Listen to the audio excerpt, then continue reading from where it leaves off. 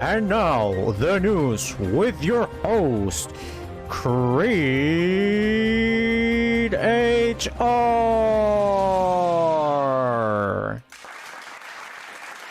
Thank you. Welcome to our weekly news, guys. Yeah. Thank you. Thank you very much. Thank you. Yeah, you're kind. You're so kind. Thank you so much. Yeah. Thank you very much. Welcome, guys, to our weekly news. This is a new section on our stream program stuff thingy, whatever. So we have the fucking Tinder swindler, el estafador de Tinder. Do you guys know what I'm talking about? Will you gonna know? Okay, so the other day I was watching Netflix and someone recommended me, a girl from work recommended the Tinder Swindler, which is kind of a documentary on Netflix, and it's all about this guy that scams women into giving him money so he can have all of this luxury life and whatnot. You can find a bit of everything on Tinder, but one little swipe. Yeah. Okay, first of all, guys, props to Netflix. Very well done. Guys, props to Netflix. They know how to do their fucking trailers, because let me tell you, the trailer, 10 out of 10. It makes you want to watch the fucking movie or documentary or whatever. The documentary itself is not that great. I mean, it's good. You can watch it. It's interesting. Yeah, let me say it's interesting, but it's not like this fucking story. This looks like a movie. This is not a movie. Context, guys. Context. So there's this guy called Shimon. I don't know his Hebrew name, because I think he's Hebrew. Shimon Hayut. This is his real name, apparently. Shimon Hayut, and this is the guy. So apparently this guy is living off scamming people. So he started very young, scamming his boss when on a place that I cannot remember he worked in. And then he started using Tinder. I don't know in which year he was starting using Tinder, but he did. And he named himself Simon Leviev. Leviev? So if you look for a Leviev family, you actually can find diamonds. Leviev.com, which is diamond. They're like these diamond specialists. So this is like a family that knows how to work with diamonds, and they're a very rich family. So this guy, Shimon, or Simon as he was naming himself, took the last name Leviev, and he was impersonating this other guy's son. So he was saying, yeah, I'm the son of this multi-millionaire guy, and we work with diamonds, and we're so very rich and whatnot. So his MO, his modus operandi was take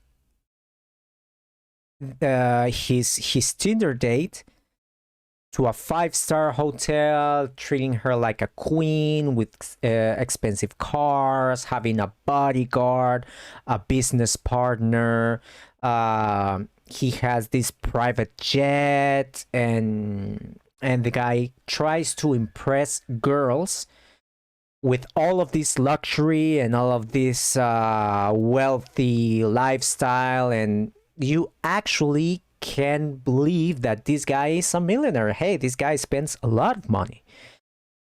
But the issue is that after some time, maybe a month, maybe 2 months, he sends a picture of his bodyguard saying, hey, I'm I've been attacked. My enemies are going after me. They're attacking me. They attacked my bodyguard. He sends this kind of picture saying, hey, Peter is injured.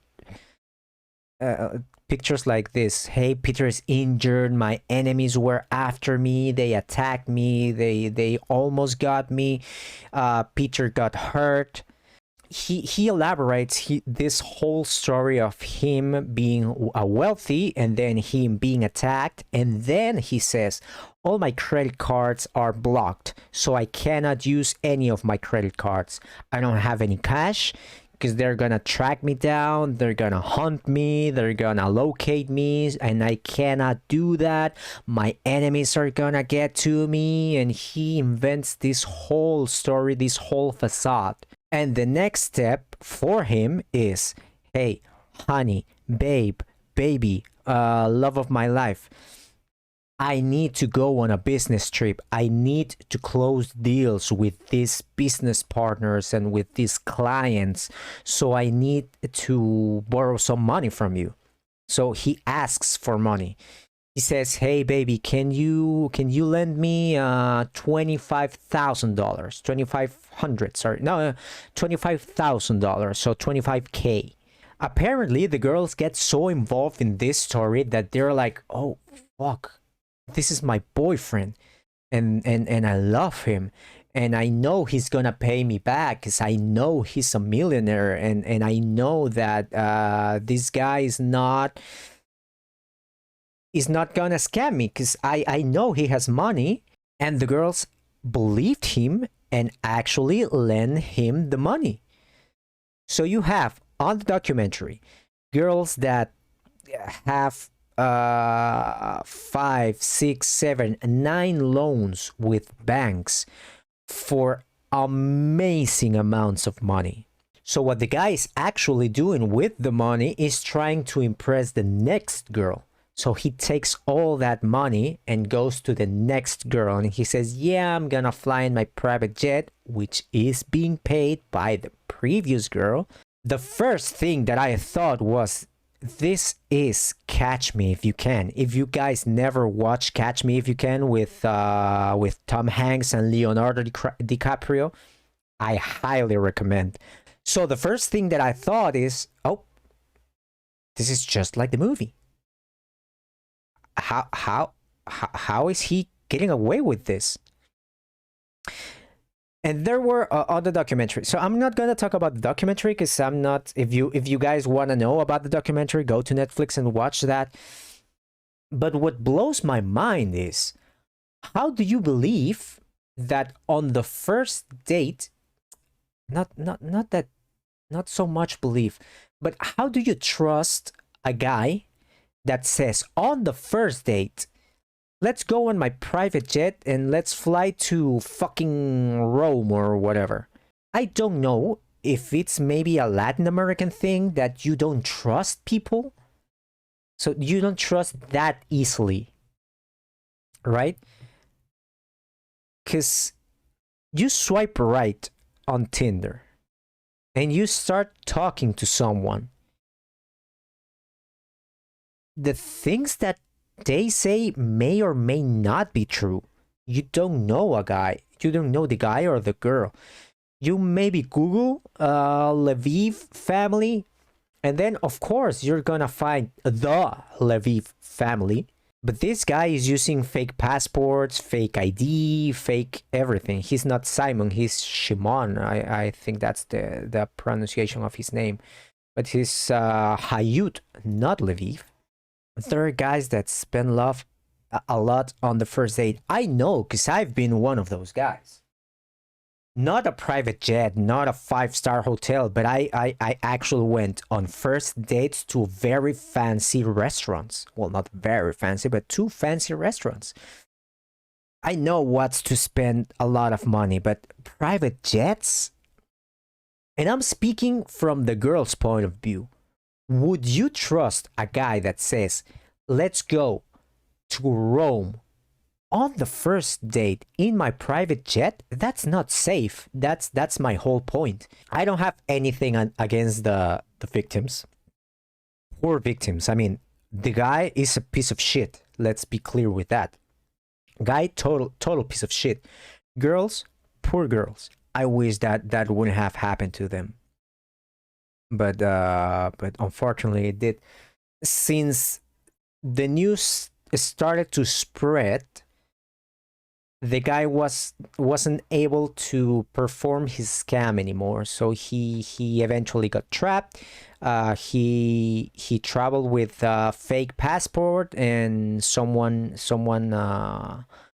let the police know about that, so they captured him, and I think the guy is out of jail now.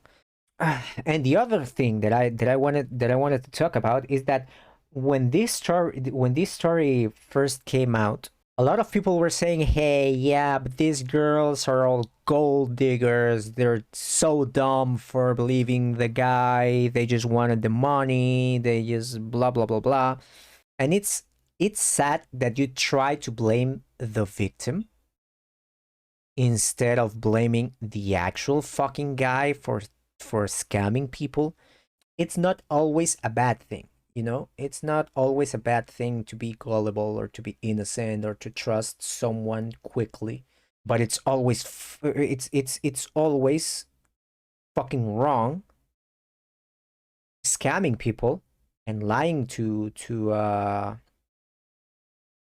get money or to get sex or to get anything. It's always bad to take advantage of a person. So that's the criteria that we're lacking. We're watching the girls, the victims, and we say they're gold diggers, and we lack the 5 seconds that it takes to think, hey, but they were just gullible, and that's not always a bad thing. The other guy, on the other hand, is a fucking liar and is a fucking scammer. So, but that's bad on every single case, in every single situation, no matter what. So, who's the actual villain there? Who was actually in the wrong? The girls? No, is the guy. Yeah, so you need to be a little bit more skeptic on certain things. So that's what the girls lacked.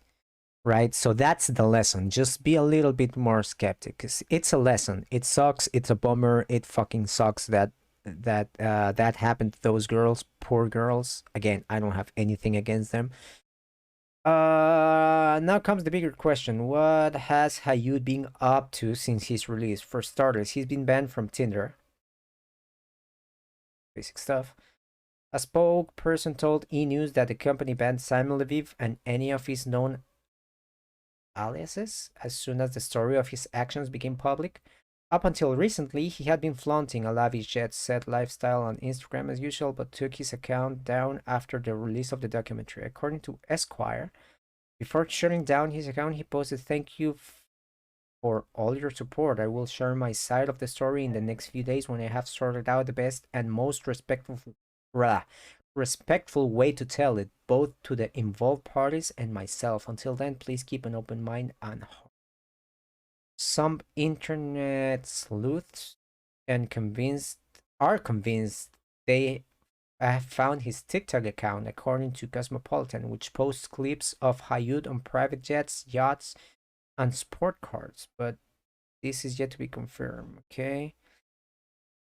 Hayud also set up his own website offering business consultancy sessions, but he has since moved on from that hustle, taking the website down and going into the world of real estate. So he's a real estate investor or agent, maybe.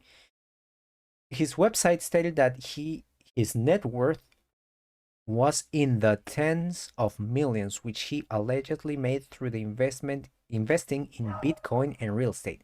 Yeah, but how would that guy invest into something if he doesn't have any fucking money? But this is interesting though. How would he invest in Bitcoin and real estate if he doesn't have any fucking money?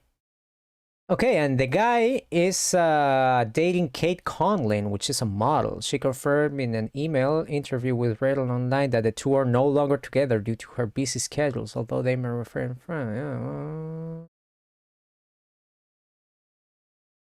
Okay, so the fucking guy is free.